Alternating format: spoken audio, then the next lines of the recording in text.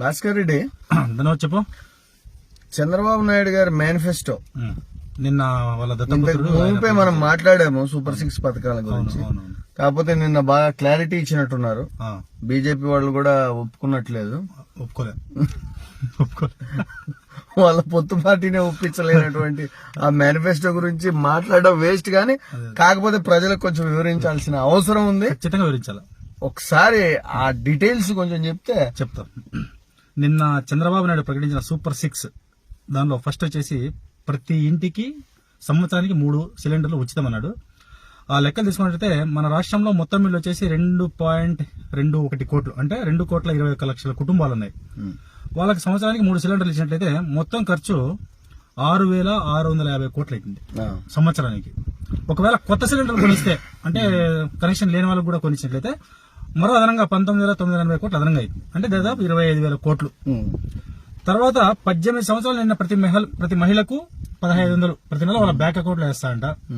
ఆ లెక్కను తీసుకున్నట్లయితే మన రాష్ట్రంలో యాజాండేట్ ఉన్న మహిళలు వచ్చేసి 2.1 కోటి, అంటే 2,10,00,000 మంది.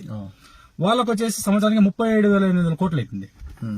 నెక్స్ట్ మూడోది వచ్చేసి 50 ఏళ్లు నిండిన ప్రతి ఒక్కరికి 4,000 పెన్షన్, వికలాంగులకు వచ్చి 6,000 పెన్షన్. ఈ లెక్కలు తీసుకున్నట్లయితే యాజాండేట్ మన జగన్మోహన్ రెడ్డి గారు ఇస్తున్నటువంటి పెన్షన్దారుల సంఖ్య 66 లక్షలు. ప్రతి ఒక్కరికి కదా మరి పెరగవచ్చు. సరే, ఈ లెక్క తీసుకున్నా కూడా 4,000 తోటి 30,720 కోట్లు అవుతుంది. నాలుగోది వచ్చి ప్రతి విద్యార్థికి 15,000. అదే మన పప్పు గారు చెప్పినట్టు ఒకరుంటే 15,000, ఇద్దరుంటే 30,000, ముగ్గురుంటే 90,000. ఆ లెక్కన మన రాష్ట్రంలో ఉన్నటువంటి విద్యార్థుల సంఖ్య వచ్చేసి 71 లక్షలు యాజెండేట్. ఆ లెక్క నుంచి ఏంటంటే సంవత్సరానికి ఒక 1.65 lakh crores, అంటే 1,65,000 కోట్లు దానికే పోతుంది ఈ పథకానికి. తర్వాత ఐదోది వచ్చేసి ప్రతి రైతుకు 20,000, కౌలు రైతులకు కూడా 20,000 రైతు భరోసా. మన రాష్ట్రంలో ఉన్నటువంటి పట్టాదారు పాస్ పుస్తకాలు వాళ్ళ సంఖ్య 7,40,000 మంది ఉన్నారు. కౌలు రైతులు అంటే ఇంకా మళ్ళీ 10,000 ఎక్కువ కావచ్చు. ఆ లెక్కను తీసుకున్నట్లయితే సంవత్సరానికి 14,800 కోట్లు అవుతుంది దానికి. ఆరోది వచ్చి నిరుద్యోగ భృతి. కానీ నిన్న గమ్మత్ ఏమంటే మేనిఫెస్టోలో ప్రతి సంవత్సరం 20 లక్షల ఉద్యోగాలు సృష్టిస్తారంట.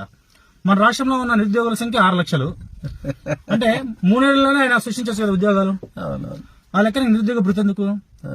నిరుద్యోగ భృతి వచ్చేసి నెలకు 4,000 కోట్లు అవసరం అవుతుంది, సంవత్సరానికి 48,000 కోట్లు. ఉచిత బస్సు ప్రయాణం మహిళలకంట, దానికి వచ్చేసి 4,500 కోట్లు కావాలి. ఈ మొత్తం లెక్కాచారం చేసినట్లయితే ఆయనకు సంవత్సరానికి అవసరమయ్యే బడ్జెట్ ఈ పెట్టిన పథకాలకి 4,14,50 కోట్లు కావాలి. 4,00,000 కోట్ల పైన బడ్జెట్ 2,00,000 కోట్లు లేదు. సరిగ్గా 2024-2025 మన రాష్ట్ర బడ్జెట్ చేసి 2,80,000 కోట్లు. దాన్ని తీసేస్తే 1,15,450 కోట్లు డెఫిసిట్. మరి ఆయన ఇప్పుడు శ్రీలంక అవుతుందా, జింబాబ్వే అవుతుందా? అంటే వాళ్ళు చేస్తే కావాలి. యువతలో ఏం చేసినా శ్రీలంక, జింబాబ్వే అవుతుంది. వాళ్ళు చేస్తే సింగపూర్, మలేషియా అవుతుంది. ఈ అమరావతి నిర్మాణానికి వచ్చిన సింగపూర్ మంత్రి ఈశ్వరన్ కూడా ఇరికించి పడేశారు. అట్లా ఉండదు ఉద్యోగాల సృష్టి గురించి. గత 3 టర్మ్స్ పనిచేసిన చంద్రబాబు నాయుడు ఒక్క టర్మ్ లో కూడా 1,00,000 ఉద్యోగాలు ఇవ్వలేదు. ఈ రోజు మాత్రం కొత్తగా ఎట్లా సృష్టిస్తారు? ఏం మంత్రదండం ఉందా? ఇన్నాళ్లు సృష్టించలేని వాళ్ళు ఈ రోజు ఎందుకు సృష్టిస్తారు? ఎలా సృష్టిస్తారు? దీనికి సమాధానం ఉండదు. ఏమైనా మాట్లాడితే ఓ మీద పడిపోవడం.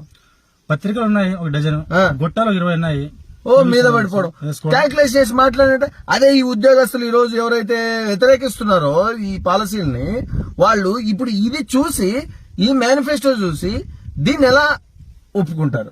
పోని వాళ్ళకి నిజంగానే తెలుగుదేశం వాళ్లకు ఇవి ఇయ్యలేనివి అనే నమ్మకం ఉండి ఓటేస్తారా? మేము ఇయ్యము, తెలుసు మాకు చంద్రబాబు నాయుడు ఏమి ఇవ్వాలా ఇస్తాడు, ఏమి ఇవ్వద్దా ఇయ్యము. ఇది మేనిఫెస్టో అనేది ఊరికే జనాలను ఆకర్షించడానికి, మభ్యపెట్టడానికి. రెండో రోజే మేనిఫెస్టో వాళ్ళ వెబ్సైట్ నుంచి మాయం చేస్తారు. అడగడానికి ఎవరైనా ముందుకు వస్తే వాళ్ళు పోనీ ఈ రోజు 2019లో వాళ్ళు ఓటు అడుగుతున్నారు, 2014లో వాళ్ళు గెలిచినారు. 2019లో మన మేనిఫెస్టో ఉంది, 2014లో వాళ్ళ మేనిఫెస్టో ఉంది. రెండూ తీసుకుని వాళ్ళు రమ్మను. మనం ఇప్పుడు 19 మేనిఫెస్టో తీసుకుని ఇప్పుడు మేనిఫెస్టో తీసుకుని మనం వెళ్దాం. మనం చర్చకు సిద్ధం. వాళ్ళు 14లో మేనిఫెస్టో తీసుకుని వాళ్ళు ఏమేం చేశారో 14లో 610 పథకాలకు ఆ పథకాలు తీసుకుని వాళ్ళు వెళ్ళమని 610 నుంచి ఇప్పుడు 6కు వచ్చింది. అది తీసుకొని అవి మేము ఇవి చేసాము మళ్ళీ ఇవి చేస్తామని 2 పెట్టుకొని పొమ్మనబ్బా.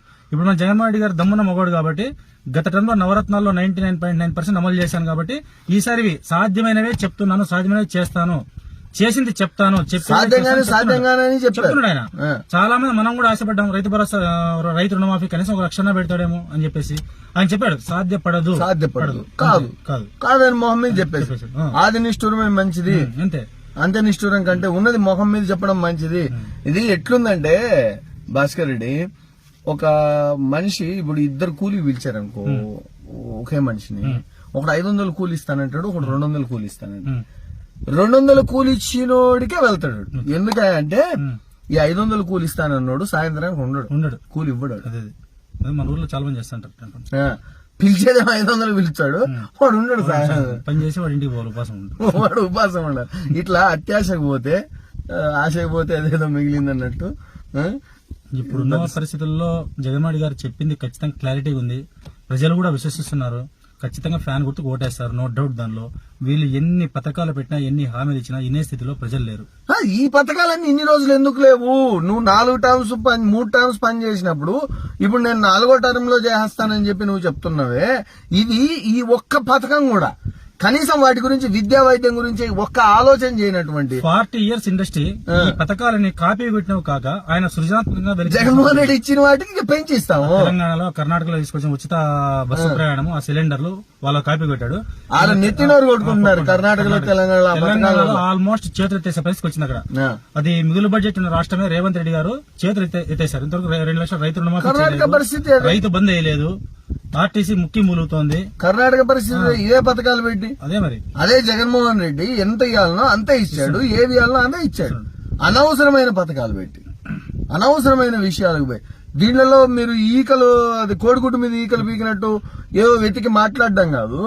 ఇప్పుడు మనం మాట్లాడిన విషయాలు ఏం మాట్లాడతారు, కోడిగుడ్డు మీద ఈకలు అంటారు చూడు, ఆ పంచాయతీలో మాట్లాడేవాళ్లే గాని దీంట్లో ఎగ్జాక్ట్ గా లెక్కాచారంతో వచ్చేవాడు ఎవరైనా ఉంటే మేము సిద్ధం, లెక్కలతో మేము సిద్ధం. ఒరిజినల్ లెక్కాచారంతో రండి, ఒరిజినల్ వ్యవహారంతో రండి, మాట్లాడడానికి రండి, మేము సిద్ధం. అనవసరమైన కామెంట్లు చేయడం, అనవసరమైన చెత్త నింపడం నింపుకో, ఏం కాదు.